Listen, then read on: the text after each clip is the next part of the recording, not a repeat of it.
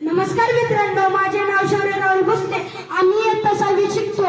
संविधान दिनानिमित्त आम्ही पथनाट्य सादर करणार आहे। पथनाटकाचे नाव आहे संविधानाची जनजागृती।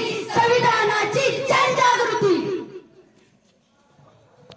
अय्या, आज माझा वाढदिवस। Happy birthday to you. Happy birthday to you. Happy birthday to you. अरे अरे अरे, कोणाचा वाढदिवस? इथे तरी कोणच दिसत नाही। आज दिनांक किती आठव? आज दिनांक 26 नोव्हेंबर। अजून आठवलं का? नाही। अरे, आज संविधानाचा वाढदिवस। संविधानाचा वाढदिवस हे तर मला माहितच नाही। हो, आज संविधानाचा वाढदिवस। अरे अरे अरे, आपण कालच तर राजवर्धनचा वाढदिवस केला। उद्या तर पंतप्रधानांचा वाढदिवस आहे। हे आम्हाला माहित आहे। आणि ते ऐश्वर्या राय त्यांचा पण वाढदिवस आम्ही ऐकला आहे। आणि तो शाहरुख खान, तो तर माझा आवडता हिरो आहे। मी तर त्याचे सर्व पिक्चर बघते। आणि तो शाहरुख खान त्याचाही वाढदिवस आम्ही ऐकला आहे।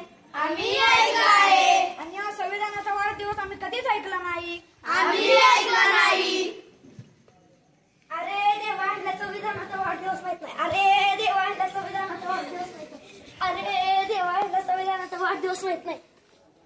अरे, तुम्हाला माहितीये आपला भारत देश केव्हा स्वतंत्र झाला? नाही। आपला भारत देश 15 ऑगस्ट 1947 ला स्वतंत्र झाला। काय? त्यापूर्वी आपल्या भारतावर कोणाचा राज्य होता माहितीये? काय? 26 नोव्हेंबर हा दिवस आपण संविधान दिन म्हणून साजरा करतो। 1946 ला आपला भारत निर्माण झाला। 1949 मध्ये आपल्या भारताला संविधानाची मान्यता मिळाली।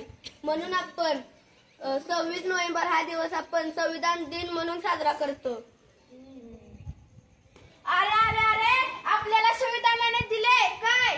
दिलंय काय? दिलंय काय?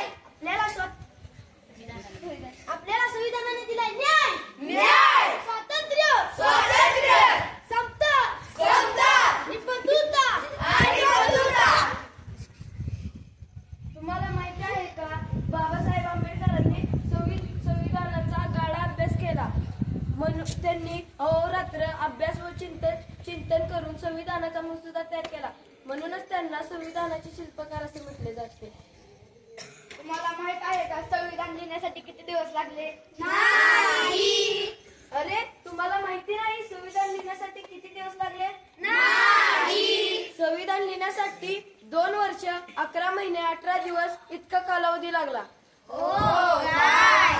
अरे अरे अरे, एवढे दिवस लागले काय? आम्ही काळजाचे ठोके, आम्ही काळजाचे ठोके, आम्ही काळजाचे ठोके, आम्ही काळजाचे ठोके, आम्ही काळजाचे ठोके। आज जर आपल्याला समाजात अन्याय अत्याचार जर झाला तर न्याय मांडण्याचा अधिकार आपल्याला संविधानानेच दिला आहे। आज आपल्याला समाजाने बंधुभावाने राहण्याचा हक्क संविधानानेच दिला आहे। आपल्याला विचार मांडण्याचा व राहण्याचा हक्क फक्त संविधानानेच दिला आहे। आपल्याला समाजात धर्म, जात, वंश यांचा भेदभाव न करता राहण्याचा हक्क आपल्याला फक्त संविधानानेच दिलेला आहे। महिलांना शिक्षण, बालकांना शिक्षण मोफत हे सुद्धा संविधानाने दिले आहे। धन्यवाद।